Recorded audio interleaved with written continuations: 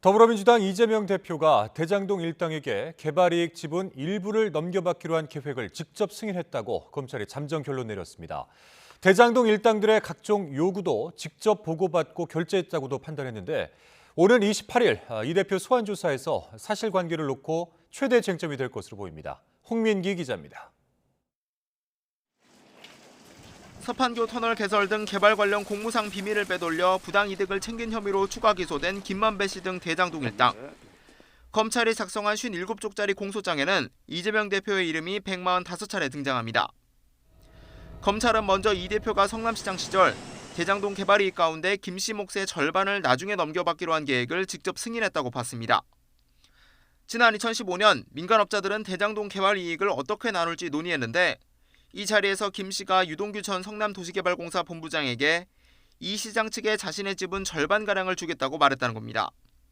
이후 유 전 본부장이 이 제안을 정진상 전 정무조정실장을 통해 이 시장에게 보고해 승인받았다고 검찰이 밝혔습니다. 김 씨가 이 대표 측에 지분 절반을 약속한 건 김 씨 주장으로 알려져 왔지만 검찰이 공소장에 적시한 것은 이번이 처음입니다. 공소장엔 정 전 실장과 김용천 민주연구원 부원장, 유 전 본부장 등 이 대표의 측근 그룹과 민간업자들이 유착한 과정 설명도 자세히 담겼습니다. 성남시장에 취임한 이 대표가 이들 3명을 비서실과 시의회, 시 산하기관에 각각 포진시켜 시정에 영향력을 행사하겠다는 겁니다. 특히 유 전 본부장에게는 성남도시개발공사 사장을 건너뛰고 이 대표나 정 전 실장에게 직접 보고할 수 있는 권한을 줬고 이를 통해 민간업자들 요구가 이 대표에게 전달됐다는 게 검찰 판단입니다. 이 대표가 직접 유동규의 말이 내 말이다라고 말했다는 내용도 적시됐습니다.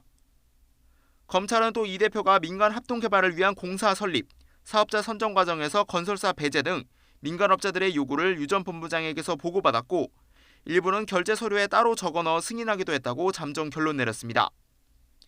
다만 이 대표는 아직까지 이들과 공범으로 적시되지는 않은 상태입니다.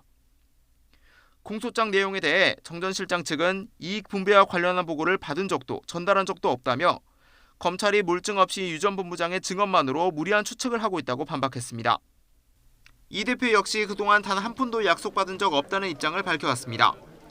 오는 28일로 예정된 검찰 소환 조사에서는 대장동의 지분 배분 계획을 보고받고 승인했는지를 놓고 이 대표와 검찰의 사실관계 공방이 최대 쟁점이 될 것으로 보입니다. YTN 홍민기입니다.